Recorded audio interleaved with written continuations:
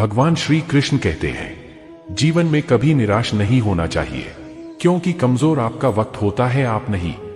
जैसे तेल समाप्त हो जाने पर दीपक बुझ जाता है, उसी प्रकार कर्म के क्षीण हो जाने पर भाग्य भी नष्ट हो जाता है। समय कभी नहीं रुकता।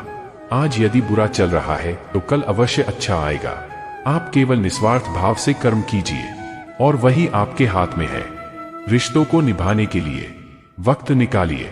कहीं ऐसा न हो जब आपके पास वक्त हो तो रिश्ता ही न बचे। अपने सबसे खास से धोखा खाने के बाद लोग चाहकर भी किसी पर संपूर्ण प्रतिशत भरोसा नहीं कर पाते। यही सत्य है। इसके साथ ही भगवान ने कहा है, जो हुआ अच्छा हुआ, जो होगा अच्छा होगा। स्वयं को मुझ पर छोड़ दो, अपने कर्म पर ध्यान दो। कर्म ऐसा जो स्वार्थ रहित, पाप रहित हो। मनुष्य का जीवन केवल उसके कर्मों पर चलता है। जैसा कर्म होता है वैसा उसका जीवन होता है। जन्म लेने वाले के लिए मृत्यु उतनी ही निश्चित है जितना कि मृत होने वाले के लिए जन्म लेना। इसलिए जो अपरिहार्य है उस पर शोक मत करो। कोई आपको क्रोध दिलाने में सफल हो जाए तो मान लीजिए कि आप उसके हाथ की कठपुतली हैं। हमें कभी उस व्यक्ति पर भरोसा नहीं करना चाहिए जो वक्त के साथ स्वभाव बदल लेता है। अनुमान मन की कल्पना है और अनुभव जिंदगी का सबक है। सच्ची खुशी तभी होती है जब आपकी सोच, कथन और कर्म में समानता हो। तुम उसके लिए शोक करते हो जो शोक करने के योग्य नहीं है और फिर भी ज्ञान की बातें करते हो।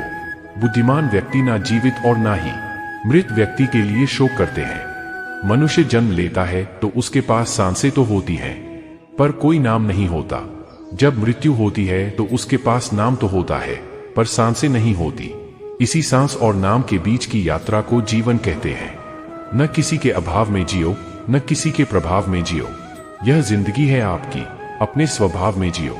श्री कृष्ण ने धर्म को जीवन का सबसे महत्वपूर्ण तत्व बताया है। उन्होंने कहा, धर्म का पालन मनुष्य का कर्तव्य है, भले ही इसके पालन से उसे कितना भी कष्ट क्यों न उठाना पड़े। इसका अर्थ है कि हमें अपने धार्मिक कर्तव्यों को निभाने में कभी भी पीछे नहीं हटना चाहिए।